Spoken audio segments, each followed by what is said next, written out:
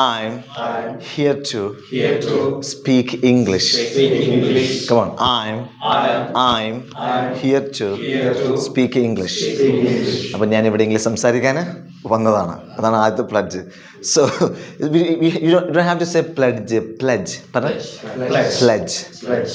അപ്പം ഈ D G ഈ ജിയും ഡിയും വരുമ്പോൾ നമ്മളെപ്പോഴും ഡിന്ന് ആ ഒരു ഡി ചേർത്ത് പറയുന്നതാണ് പുതുശീലം എന്ന് പറയുന്നത്. അപ്പോൾ ഡി എന്ന് just forget it. For example pledge, edge എന്ന് പറയുന്നത് edge and fridge, knowledge, then bridge, budget. അപ്പോൾ ബഡ്ജറ്റ് എന്ന് പറയുന്നത്, ഫ്രിഡ്ജ് എന്ന് പറയുന്നത്, ബ്രിഡ്ജ് എന്ന് പറയുന്നത്, എഡ്ജ് എന്ന് പറയുന്നത് ഒക്കെ you have to drop the D sound. Come on. Pledge,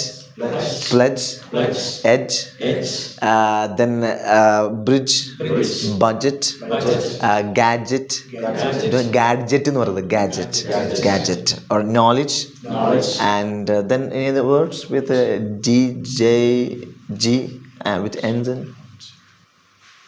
hedge എന്ന് പറയുന്നത്, hedge കേട്ടോ.